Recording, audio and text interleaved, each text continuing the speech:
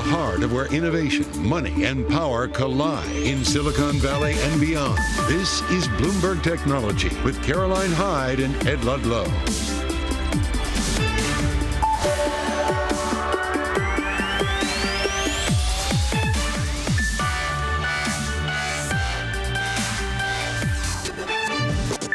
Live from New York and San Francisco, this is Bloomberg Technology. Coming up, Nvidia on track for a record close. Shares will bounce back after successfully calming concerns about the product delays and its long-term growth plans. Adobe's embrace of AI. We'll talk to the company's CEO about its new AI video generator tools as it kicks off the annual Adobe Max conference. And a successful catch. SpaceX celebrates a major milestone over the weekend with its Starship rocket successfully catching its booster midair.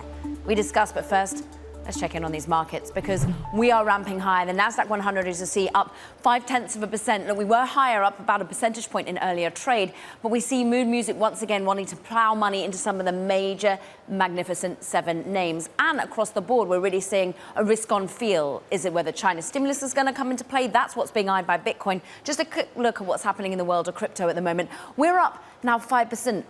Now, Nasdaq and Bitcoin at the highest level since July. Ed, what are you watching?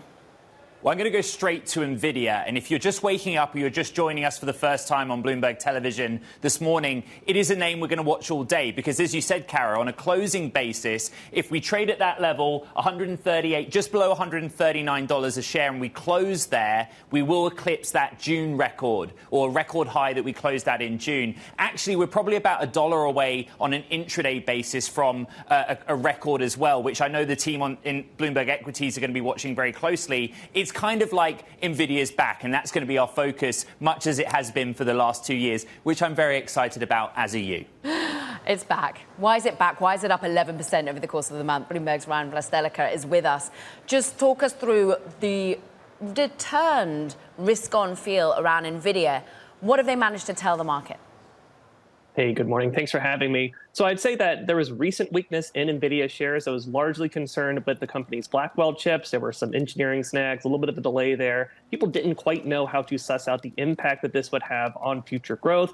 However, the CEO came out. He talked about how strong demand has been. There's been some positive analyst commentary looking at orders for the Blackwell chip. All of this has been very strong. I think that's helped to ease a lot of concerns that people had about the status of this chip, the future product roadmap, and just in general, the company's ability to continue executing, keep delivering these chips, which are, of course, at the forefront of the whole AI trade. Do you know what's interesting about Nvidia, Ryan, is that it's kind of constant communication. Jensen Huang does a lot of interviews, but he also appears on stage all of the time. He is at investor conferences all of the time. You cover such a broad range of technology companies. Have you ever known a company, in vogue or not, to communicate that much? That's a great question. Certainly, he is out there a lot, and he is obviously an investor favorite. So every time he speaks, everybody listens. And of course, everything he has been saying lately has been pretty positive. It's hard to find too many precedents for this kind of thing. You'd probably have to go back to someone like Steve Jobs, I guess. Maybe we'll have to go back to, of course, companies that are that much in the spotlight. Apple, one of them, and with Steve Jobs, and now Nvidia. What is there still perhaps remaining in terms of concerns? It looks as though people feel they've got a runway for the next 12 months in terms of orders.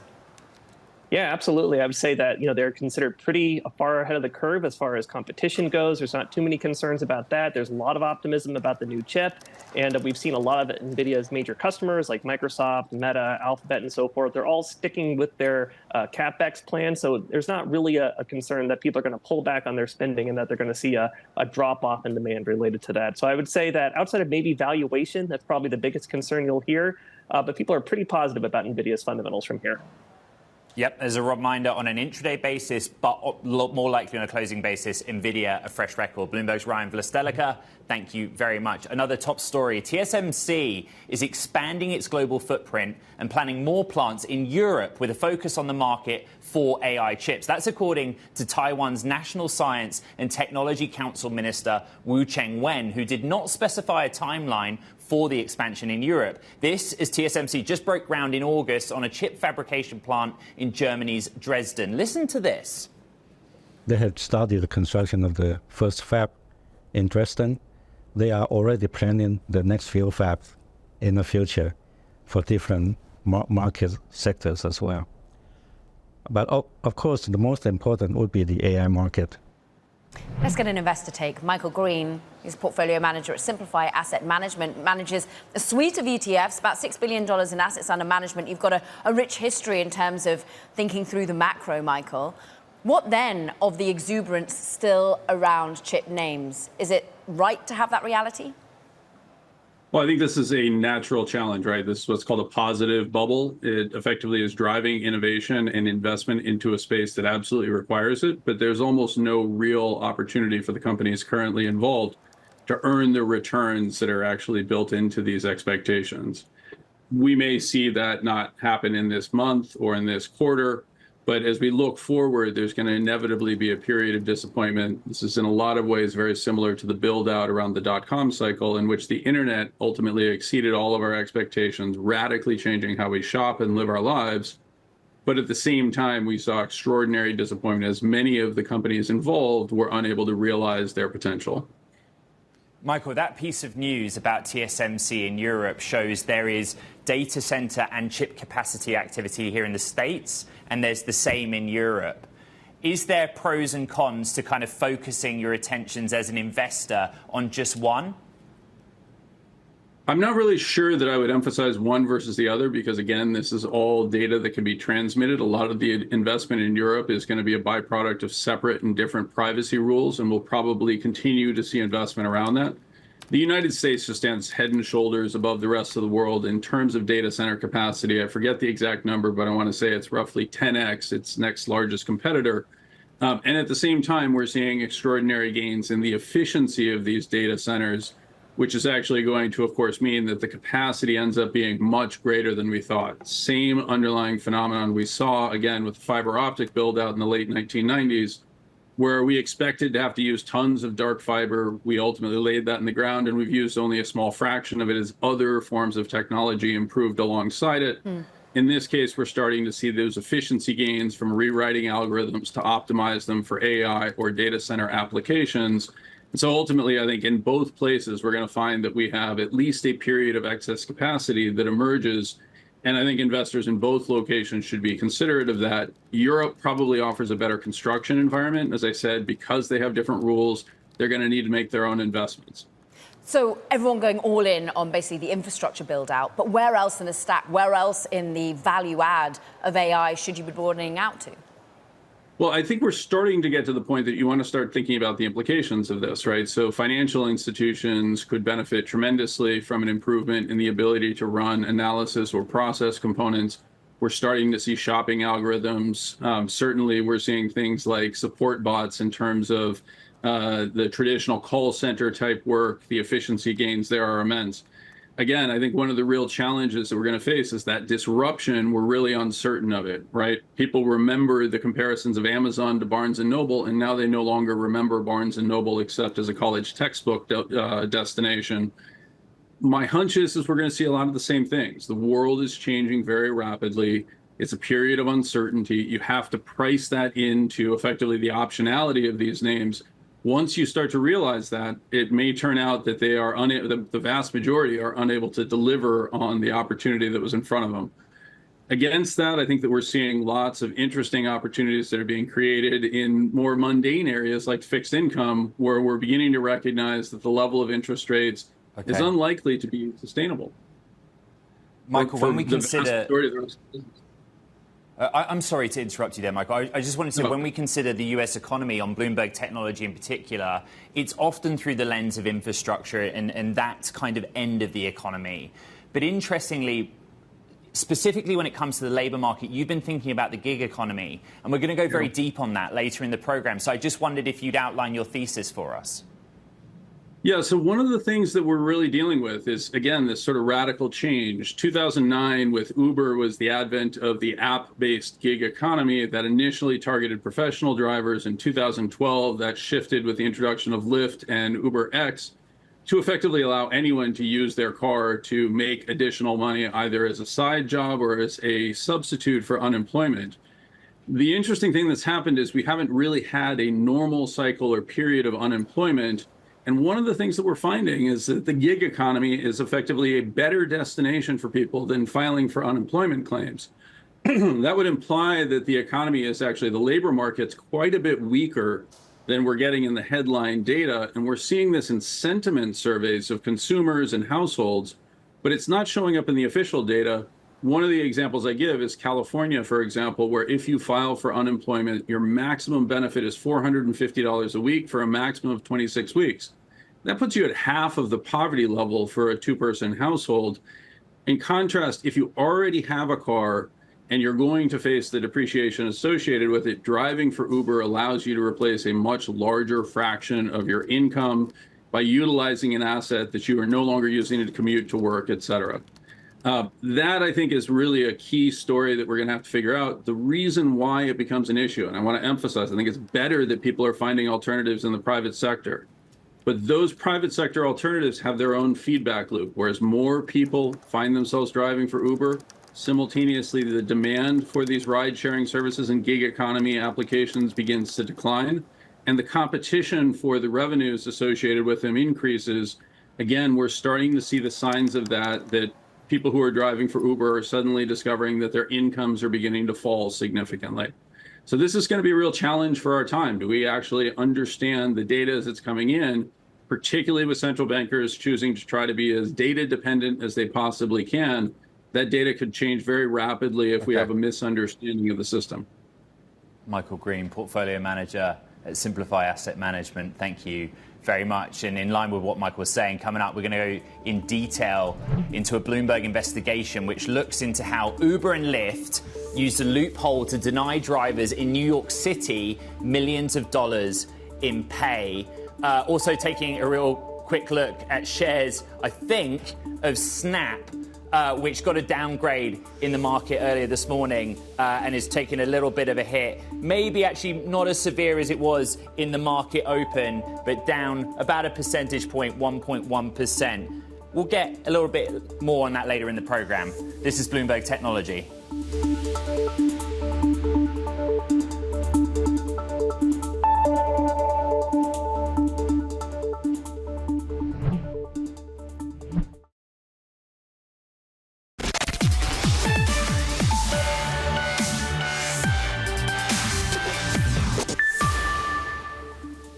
This was the Bloomberg Big Take over the weekend. Uber and Lyft have found a money-saving loophole in New York City, lockouts.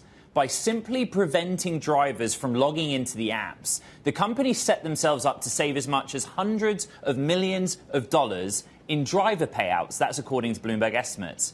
Listen to this.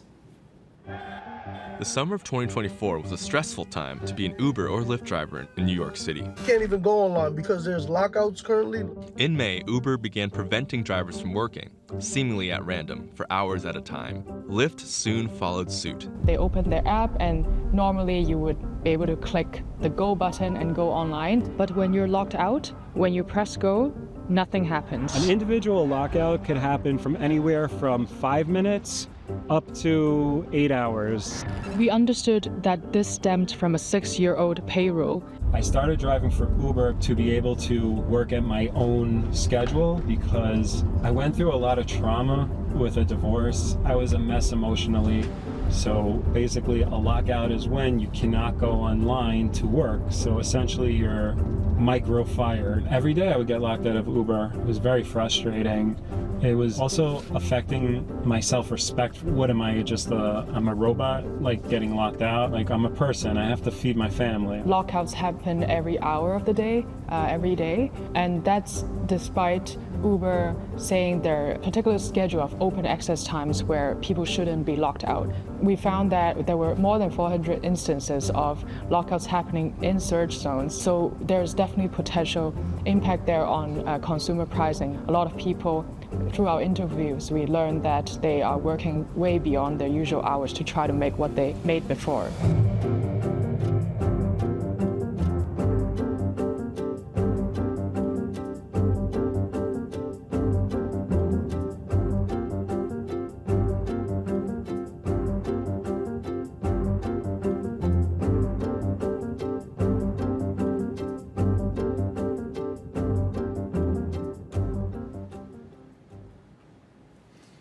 Check out the Big Take Daily podcast anywhere you get your podcast. I think that is one you definitely want to check out. Caro. Yeah, more on the sharing economy, because cities around the world are debating how to regulate short-term rentals, with some going as far as banning services like Airbnb or Vrbo.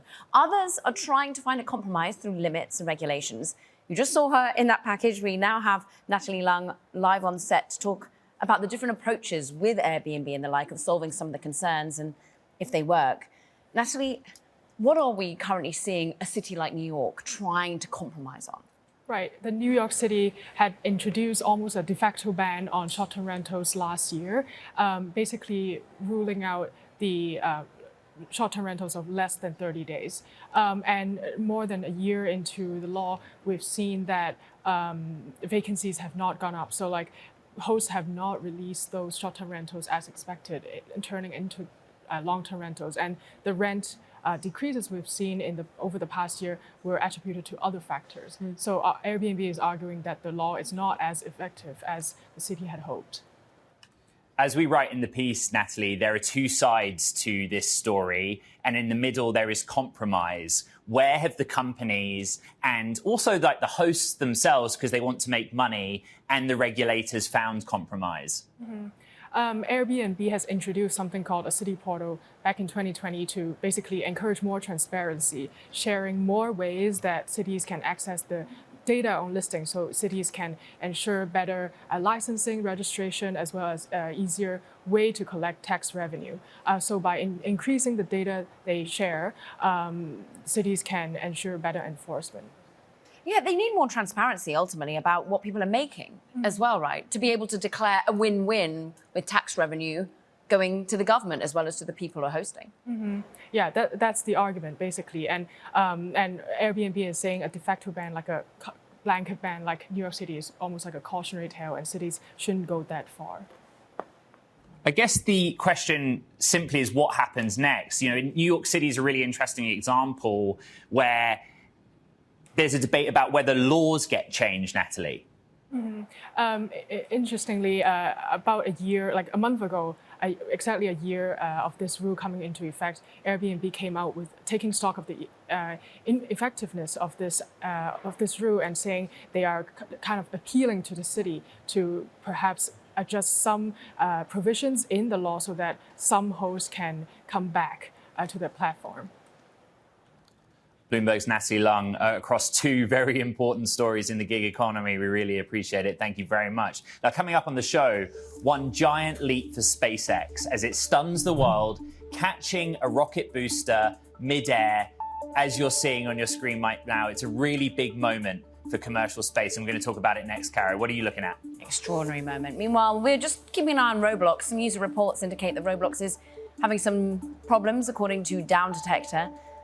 We'll keep abreast of those outages. We're currently off by 1.2% on the gaming company. This is Bloomberg Technology.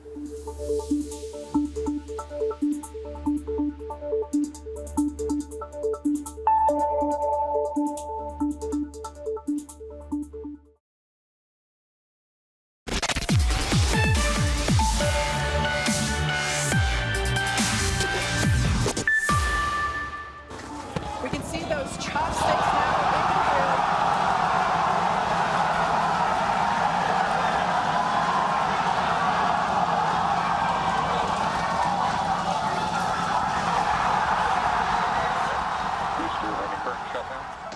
SpaceX caught the attention of the world over the weekend, making a first historic catch midair for one of its boosters. For more on what this leap means for space exploration, Bloomberg's Lauren Grush joins us and was on shift over the weekend, covers SpaceX for us. Actually, there were two milestones, and we need to talk about the kind of Starship component of it.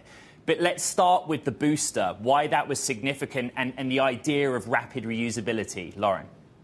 Right. Yeah, this was a big hurdle that SpaceX needed to clear in the road of development for Starship. As you mentioned, Starship's promise is that it's going to be fully reusable. So both portions of the vehicle need to survive after launch. But with the booster, you know, when they first proposed this idea, I think a lot of people were skeptical. Obviously, SpaceX has perfected landing its rockets with its Falcon 9. But when this was proposed, catching the rocket in midair rather than landing it, I think a lot of people were wondering how this would work, but it seemed to work just like a charm, at least from what we saw. And so I think they proved a lot of skeptics wrong over the weekend.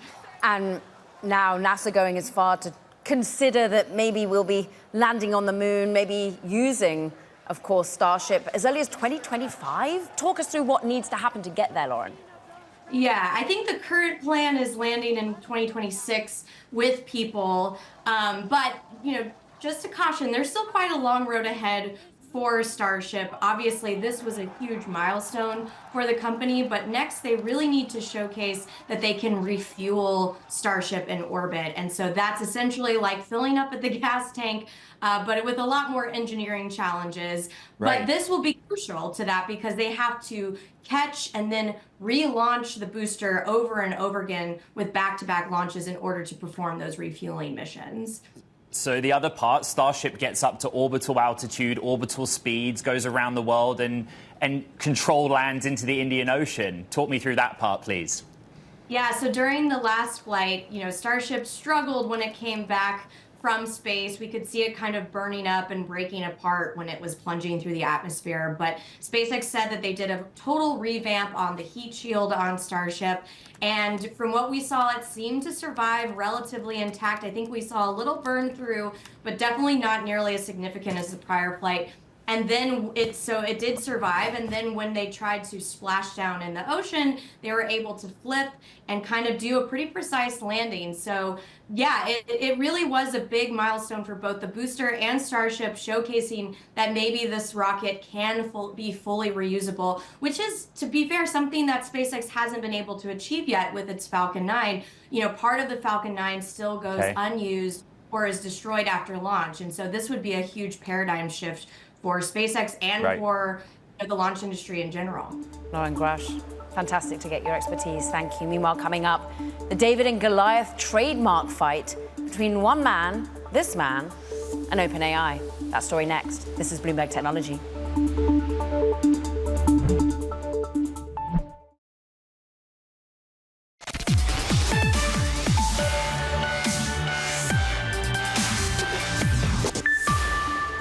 Welcome back to Bloomberg Technology. I'm Caroline Hyde in New York. And I'm Ed Ludlow in San Francisco. Quick check on these markets, Ed, because we've got a risk-on feel that we're dialing back from our previous highs on the Nasdaq. We're still up some 0.6%. All eyes on earnings, all eyes on, of course, where we'll see stimulus coming from China. Now, interestingly, the Nasdaq Golden Dragon Index, which tracks some of the key tech names over in China trading here in the US, is down by a percentage point. Even though Chinese stocks managed to ramp up higher in their day of trade, we maybe cool off. We're still waiting for that fiscal stimulus coming from China. China being factored into crypto more broadly, but once again, Bitcoin up 5%, a good, strong play for that. And we're seeing it's trading its highest since July. That as we also debate what is happening in terms of the US economy, where interest rates go and the like. Move on, have a look at what's happening in terms of overall big names that drive us higher. I'm looking at Adobe up 2.3%. We have a crucial conversation coming with the CEO, new generative AI in the world of video. We'll get that to you in a moment. ASML, though, one of the key points drivers on the Nasdaq 100, of course, European chip equipment maker, is driving up 2.6%. Look, all eyes on earnings. They come out on October the 16th. And I'm looking at Nvidia. Look, once again, this $3 trillion company is managing to help take the benchmarks higher, all based on optimism around the Blackwell focus, but also just AI more broadly. But we've got an interesting take on AI now, Ed. Okay, buckle up.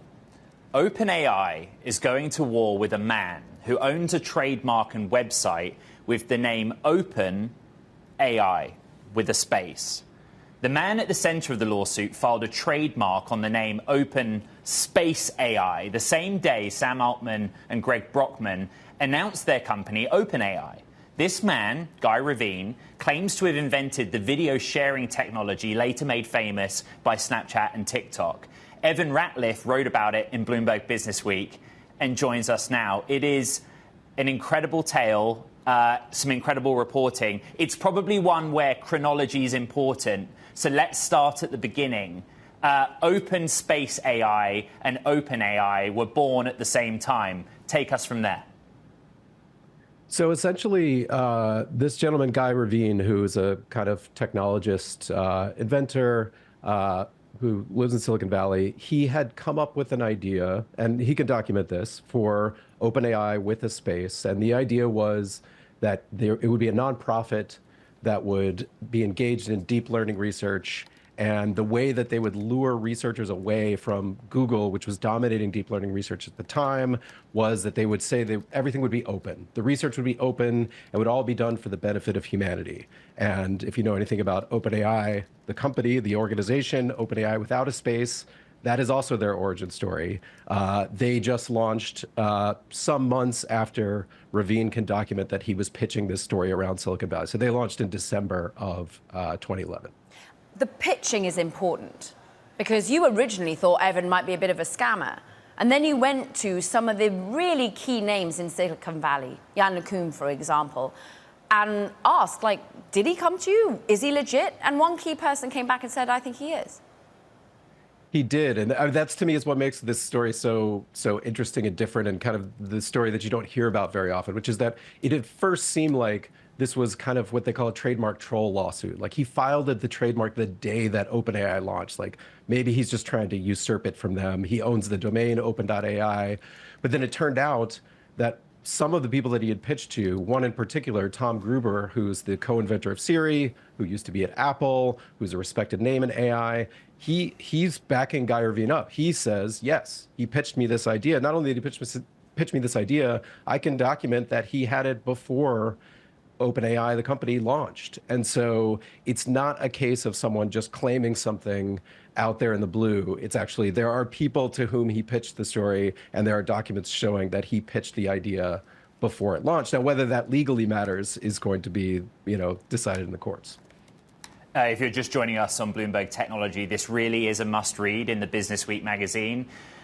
There's litigation ongoing here, right? There's the trademark dispute, there's a suit. Just update us on the latest on those fronts, Evan.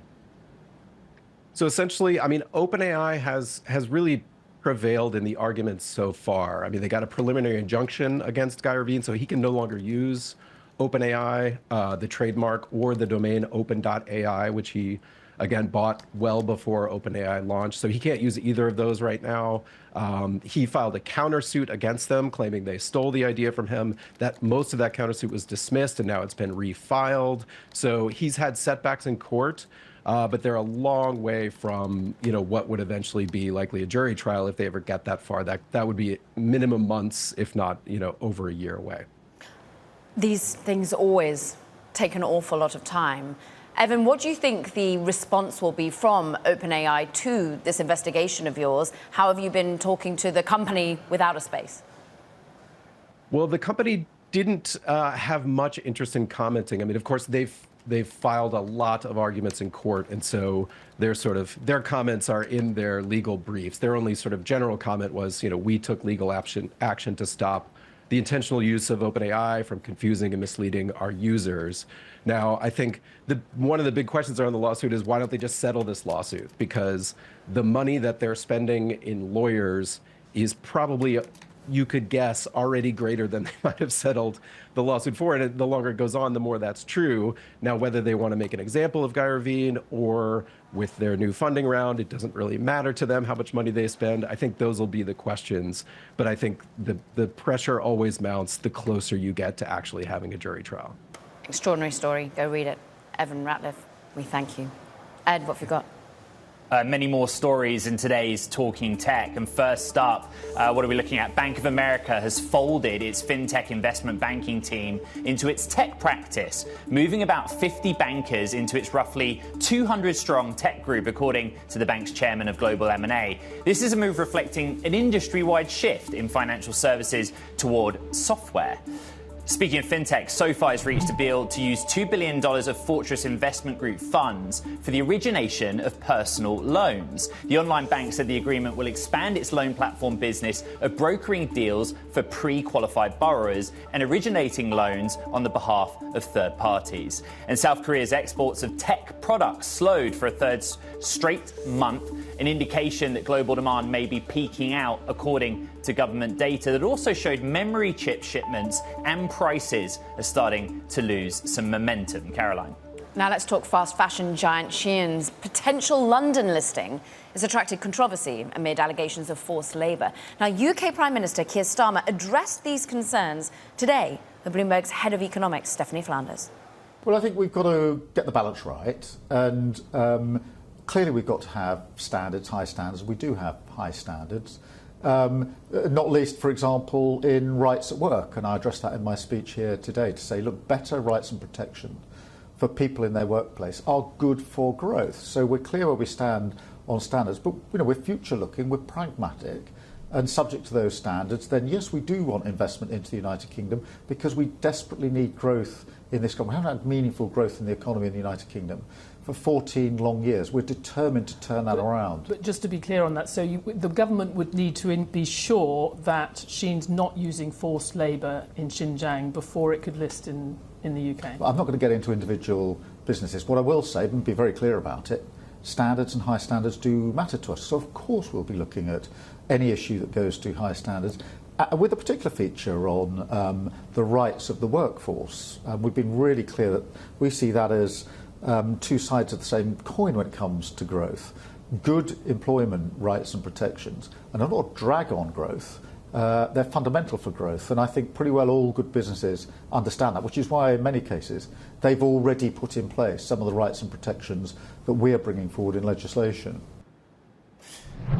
Okay, coming up, Adobe launches a new AI video generator. We're going to speak with Adobe CEO Shantanu Narayan. That is next. What a conversation. This is Bloomberg Technology.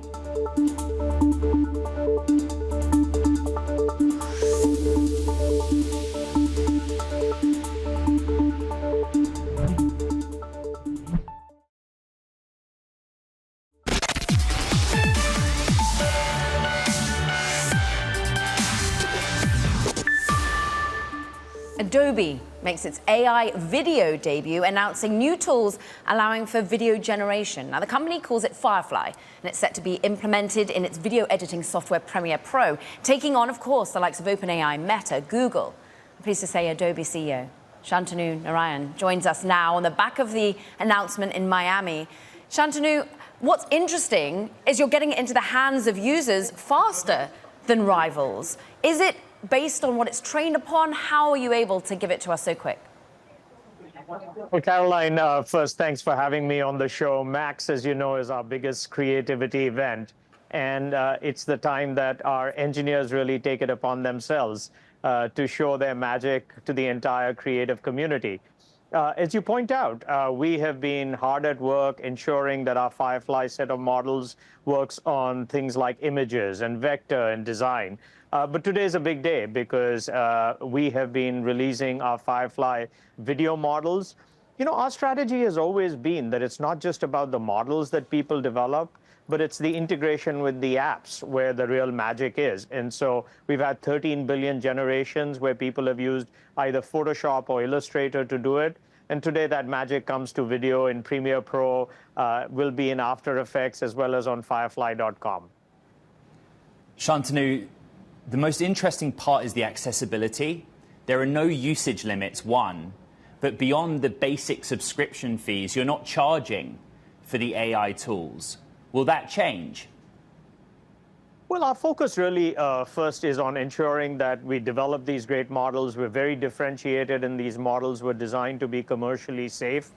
So they've only been trained on licensed and public domain content. And, we want people to experiment with it. So I think clearly on the imaging, vector, and design front, we have said as part of the subscription, we don't want you to think about credits. We just want you to experience the magic that exists. Video might be a little bit different, Ed. What we've announced today is that it's available in a beta form. The cost of producing video is clearly a little bit more expensive.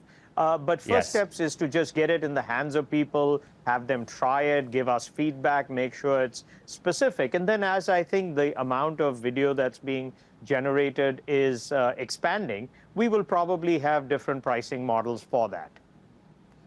One of the features is to take an existing piece of video and use generative AI to extend beyond actual. As someone that trained in their early career on Premiere, I'm excited to use that. How technically difficult was it for Adobe to achieve that versus the work you've done in photo? Well, every time you show something in photo and people say, oh my God, that's magic, to your point, the ability to extend that into video across every frame is so much more computationally intensive as well as challenging in order to do. But the use cases are so dramatic. You've had a video, for some reason, unfortunately, it got clipped off and you just want to extend it. You have video that you want to align with audio. The song is not long enough. How do you do it? So I think this generative extend concept, which is really something that's very pervasive in video editing, is something that the customers will really like. The other thing that we've done is because we can now analyze every frame, when you want to remove something that inadvertently came into the image, you don't have to go through the entire process again. You can just, through post-production, change it. So some pretty incredible stuff, and we're really excited to see what our customers do with this. You talked about the computational feat, the intensity. What about GPUs? What about your own access to compute? Well, we've partnered with, Nvidia for years in making sure all of this stuff is available. It was great to hear from Jensen this morning when he, heard about our new announcements. But, we're partnering with all of the chip manufacturers as well as all of the hyperscalers, because our intent is not just to make this magic available through, those chips, but also increasingly, people are talking about how you can make this available on a mobile device or in a hybrid environment. So, as long as they keep performing in terms of what they're doing, innovation on the chips, we'll take advantage of every single available GPU and CPU for our customers. That's expensive. And also, look, investors have been so excited around just generative AI full stop. But they want to see the revenue. They want to see the profitability. Shantanu, do you feel that you're able to give more light, more clarity to the market as to when this really becomes very revenue generating? You're absolutely right, Caroline, that all of the focus thus far has been on training, and people have been creating all the models, and so all of the investment that's actually happening is on the training side of the equation. However, I think Adobe has delivered more generative AI software than virtually any other large company that had a traditional business. So if you think about what we've done with Acrobat AI Assistant or Photoshop, and clearly the emphasis has to go on inference because that's where people are seeing value. That's where it's getting embedded in the workflows. We will have 3 or 4 different ways in which we monetize it, and we have a financial analyst Q&A where we will talk about this as well. But as a insight into that, certainly our subscription tier pricing will have the ability to do some of this AI. We will have add-on services. Firefly services is being used by every large enterprise. They want to understand how they create a custom model where they can have, for example, Bloomberg assets in a custom model where only Bloomberg is allowed to generate with that content. So I think we have multiple ways in which we monetize it today already. Performance marketers will have a new product today, which is called Gen Studio. So you can increase the agility by which you place ads on every advertising system. So, we're both excited about the technology and the value, but we're also confident that customers will see the value and enable us to monetize it. Shantanu, intense interest in your M&A strategy. Kara and I were with the Runway CEO last week. Will you look at companies like Runway? We're partnering with Runway. I think as it relates to models, we believe that Adobe, for its core domains, such as video and imaging and design, and we will certainly have our own models, but people will want us to support third-party models in our applications because that is the interface that everybody uses. We've demonstrated that for video at IBC with Runway, and certainly we will support these custom models, as I said. So if you're Coke or Nike or Bank of America and you're using it within your context, you have access to that. So, this is going to be such an exciting area. Each model, I believe, Ed, will have its own personality. So rather than, try to create one model that's the superset, we're going to support all these models because they will do some things differently and better. Adobe CEO Shantanu Narayan. It's great to finally have you here on Bloomberg Technology. Thank you for your time. Okay, coming up on the show, we're going to talk about how food tech can help people in need of aid during a disaster. Brian Frank from FTW Ventures joins us next. Stay with us. This is Bloomberg Technology.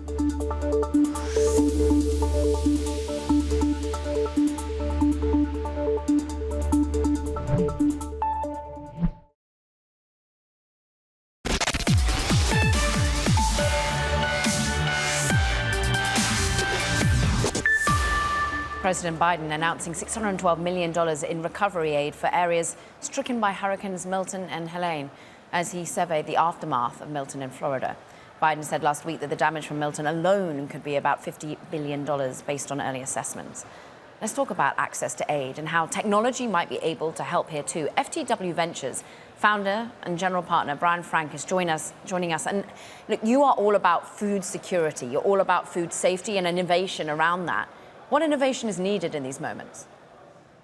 At FTW Ventures, we're an early-stage venture fund focused on a sustainable food system. We believe technology provides the unlocks, like it has for many other industries, to create safety, security, access, optimal nutrition, and the outcomes we all want to live a healthy and happy life, especially in these times of need when we have war and disasters that are taking a toll on our food system. Brian, are we talking about hardware or are we talking about software?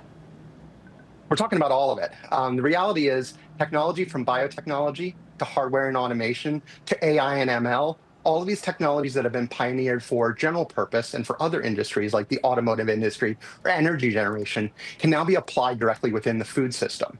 And so we're talking about replacing plastics with sustainable materials. We're talking about biotechnology to grow our next generation food. We're talking about AI and ML to speed and optimize the supply chain in which food can reach people. So it's any and all technologies that can be applied directly within the food and agricultural sectors. What sort of size of check are you having to be writing in the moment? How fiercely competitive is it in this space or not? Yeah, it's the venture industry as a whole has taken a turn in the recent year. We've seen the amount of capital deployed down and the valuation of companies coming down slightly as well. However, we're still writing significant checks of $250,000 to $1 million into early stage startups that are really trying to innovate. They're bringing the first science out of lab, or they're bringing the first technology out of their offices to apply it to the food and agricultural sectors. Brian, is this US-centric or it's happening around the world? It's happening around the world.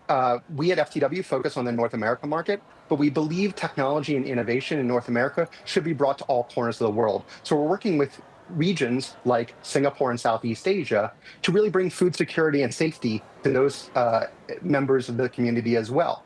I'm also personally an advisor to the World Food Program's Accelerator, which helps in places like Sub-Saharan Africa and Latin America with food access, security, and safety as well. And so it's happening everywhere, and we're just trying to bring the best technologies play to up-level this industry. It needs to feed 10 billion people on the planet by 2050.